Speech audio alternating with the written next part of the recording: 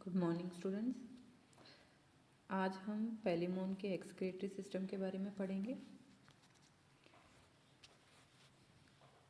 ये क्रस्टेशिया वर्ग का एक एनिमल है और क्रस्टेशिया में जो प्रमुख उत्सर्जी अंग होते हैं, ये दो जोड़ी ग्रंथियाँ होती है, एक एंटेनरी ग्लैंड्स और एक मैक्सिलरी ग्लैंड्स। सामान्यतः एक प्राणी में एक समय में एक ही प्रकार की ग्रंथियाँ एक्टिवेट होती है, यानी कि दोनों प्रकार की ग्रंथियाँ एक्टिवेट एक समय में नहीं होती है। एंटेनरी ग्लैंड्स लार्वा अवस्था में और जो मैक्सिलरी ग्लैंड्स होती है ये वयस्क अवस्था में क्रियाशील होती है। तो आज हम क्रस्टेशिया वर्ग के पेलिमोन को उदाहरण के रूप में समझेंगे कि इसमें किस प्रकार से एक्सक्रीटरी सिस्टम पाया जाता है और कौन कौन किस तरह से ये वर्क करता है। एक वयस्क पेलिमोन में उत्सर्जी ऑर्गन निम्नलिखित प्रकार के होते हैं। इसमें एक जोड़ी एंटेनरी ग्लैंड्स या ग्रीन ग्लैंड्स और उससे संबंधित कुछ लैटरल डक्ट्स और एक रीनल सैक पाया जाता है। सेकंड, इसमें इंटेगुमेंट या इसकी त्वचा होती है, वो भी एक्सक्रीटरी ऑर्गन की तरह कार्य करती है। सबसे पहले हम एंटेनरी ग्लैंड्स या जिनको ग्रीन ग्लैंड्स कहते हैं उनके बारे में बात करते हैं। प्रत्येक एंटीना के कॉक्सा में मटर या चने के समान उसके आकार की एक छोटी सी श्वेत संरचना पाई जाती है, जिसे कि एंटेनरी या ग्रीन ग्लैंड्स कहते हैं।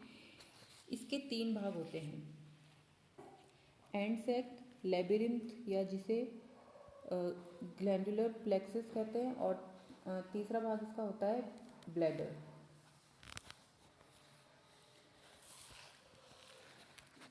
एंड सैक ये वृक्क के आकार की एक रचना होती है जो कि लेबिरिंथ के अंदर की ओर एक ग्लैंड के आगे वाले भाग में पाई जाती है और इसकी कैविटी में एक बड़ा ब्लड प्लेक्सस पाया जाता है और ये एक पोर के द्वारा लेबिरिंथ में खुलती है। एंड सैक की दीवार दो लेयर से मिलकर बनी होती है, यानी कि इसमें जो बाहर वाली मोटी परत होती है वो संयोजी ऊतक से बनी होती है और अंदर वाली जो परत होती है वो कुछ एक्सक्रीटरी एपिथेलियल सेल्स से मिलकर बनी होती है। सेकंड, लेबिरिंथ या जिसे ग्लैंडुलर प्लेक्सस कहते हैं, ये एंड सैक से बड़ा होता है और इसके बाहरी सतह पर ये उपस्थित होता है। ये बहुत ज़्यादा कॉन्वोल्यूटेड और एक्सक्रीटरी ट्यूबुल्स से मिलकर बना होता है। जो एक्सक्रीटरी ट्यूबुल्स होती है वो परस्पर मिलकर और संयोजित होकर एक छिद्र के द्वारा एंड सैक में खुलती है और ये बहुत सारे छिद्रों के द्वारा एक ब्लैडर में आगे जाके मिल जाती है या उसमें खुलती है। एक्सक्रीटरी ट्यूबुल्स की जो लेयर है या उसकी जो भित्ति है वो एपिथेलियल कोशिकाओं के एक स्तर से मिलकर बनी होती है और इस प्रकार से इसमें संरचना पाई जाती है। थर्ड, इसका पार्ट जिसे कि आशय या ब्लैडर कहते हैं, ये भी एक थैले के समान संरचना होती है और इसलिए इसे यूरिनरी ब्लैडर भी कहा जाता है। एंड सैक की अंदर की दीवार या इसकी अंदर की दिशा में ये उपस्थित होता है और इसकी बाहरी भित्ति जो होती है वो एंड सैक और लेबिरिंथ से जुड़ी हुई होती है।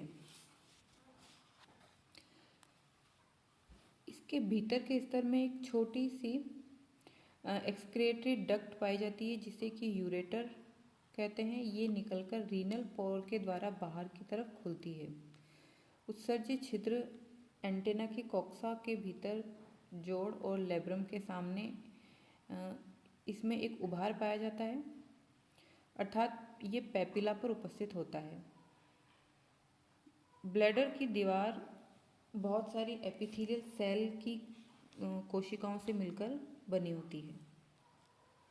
तो इस प्रकार से ये मेन जो एंटेनरी ग्लैंड्स या ग्रीन ग्लैंड से ये तीन मेन भागों से मिलकर बना होता है, एंड सैक, लेबिरिंथ और ब्लैडर। ये इसका प्राइमरी एक्सक्रेटरी ऑर्गन है। इसके अलावा भी इसमें कुछ एडिशनल एक्सक्रेटरी ऑर्गन्स पाए जाते हैं। एंटेनरी ग्लैंड्स जो होती है वो नेफ्रिडिया के समान, इसकी संरचना बहुत कॉम्प्लेक्स होती है और इसमें एंड सैक में जो अमोनिया या नाइट्रोजनी वेस्ट प्रोडक्ट होते हैं उसको यहाँ से रिमूव किया जाता है। अब हम इसकी फिजियोलॉजी के बारे में देखते हैं कि किस तरह से किस तरह से कार्य करता है। ग्रीन ग्लैंड किसी भी कशेरुकी के किडनी की तरह कार्य करता है और ये दो प्रमुख क्रियाओं को संपन्न करता है, एक एक्सक्रीशन और सेकंड है ऑस्मोरेगुलेशन। एक्सक्रीशन जैसे कि पहले अभी हमने बात करी कि जो एंड सैक की उत्सर्जी उपकला है वो सेंट्रल ब्लड साइनस से सीधे संपर्क में होती है और इसके फलस्वरूप रक्त से जो नाइट्रोजनी वेस्ट प्रोडक्ट है वो उसमें चले जाते हैं। क्रस्टेशियन वर्ग के सदस्यों के प्रमुख जो नाइट्रोजनी वेस्ट प्रोडक्ट होते हैं वो अमोनिया और अमाइंस होते हैं। ये घुलित दशा में एंड सैक से ग्लैंडुलर लेबिरिंथ की एक्सक्रीटरी ट्यूबुल्स में पहुंचते हैं। वहां पर इनका सेलेक्टिव एब्जॉर्प्शन होता है और जो उपयोगी पदार्थ होते हैं उनको पुनः अवशोषण कर लिया जाता है और वहां पर उपस्थित रक्त कोटरों में इन्हें भेज दिया जाता है। शेष इससे निर्मित जो यूरिन होता है वो ब्लैडर में एकत्रित होता रहता है और समय समय पर इसे बॉडी से बाहर निकाल दिया जाता है। रीनल सैक उत्सर्जी पदार्थों को बॉडी के पश्च भागों से एकत्र करता रहता है और इस प्रकार से ऑस्मोरेगुलेशन की क्रिया भी इसके द्वारा की जाती है।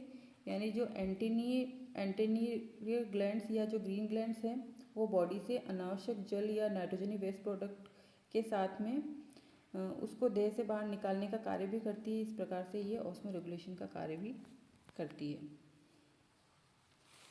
सेकंड जो इसमें एडिशनल एक्सक्रेटरी ऑर्गन्स पाए जाते हैं उसकी अगर हम बात करें तो वो है लेटरल डक्ट्स यानी कि पार्श्व वाहिनियाँ। प्रत्येक एंटीनियर ग्लैंड्स के ब्लैडर के पश्च दिशा में यानी कि उसके पीछे वाले भाग में एक सकरी सी लेटरल डक्ट पाई जाती है और दोनों ओर की वाहिनियाँ एक लंबे से रीनल सैक यानी कि नेफ्रोपेरिस्टोनियल सैक में खुलती है। दोनों ओर की जो ये लेटरल डक्ट्स है ये एक ट्रांसफर कनेक्टिव के द्वारा आपस में जुड़ी हुई रहती है।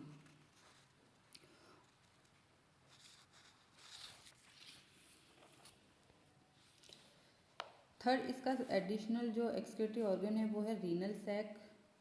रीनल सैक यानी कि नेफ्रोपेरिटोनियल सैक ये एक बड़ी मध्यस्थ लंबी और थैले के समान संरचना होती है जो कि कार्डियक स्टोमक के ऊपर और कैरापेस के नीचे स्थित होती है। ये गोनेट्स के ऊपर फैला रहता है और आगे की तरफ ये लेटरल डक्ट्स के द्वारा पार्श्व के जो वेसिकल्स होते हैं उससे ये संलग्न होता है। इसकी जो चपटी भित्ति होती है वो नाइट्रोजनी जो उत्सर्जक कोशिकाएं होती है उसकी एक परत इसके ऊपर पाई जाती है और इसके द्वारा इसके अंदर जो नाइट्रोजनी वेस्ट प्रोडक्ट है उसको कलेक्ट किया जाता है। इसी प्रकार से इसके अंदर इंटेगुमेंट यानी जो इसकी त्वचा है वो भी एक्सक्रेटरी ऑर्गन की तरह कार्य करती है और ये भी इसका एक महत्वपूर्ण एक्सक्रेटरी ऑर्गन माना जाता है। क्रियाविहीन जो नाइट्रोजनी वेस्ट प्रोडक्ट है वो पदार्थ इसके इंटेगुमेंट से निरंतर संलग्न यानी कि एकत्रित होते रहते हैं और जो मोल्टिंग की क्रिया होती है उसके साथ साथ ये इन पदार्थों का भी बाहर यानी कि इसका बहिष्करण कर दिया जाता है। पुरानी त्वचा जब बाहर निकाल दी जाती है तो उसके साथ साथ जो नाइट्रोजनी वेस्ट प्रोडक्ट होते हैं वो भी शरीर के से बाहर त्याग दिए जाते हैं। तो इस प्रकार से इसमें एक्सक्रेटरी सिस्टम कार्य करता है।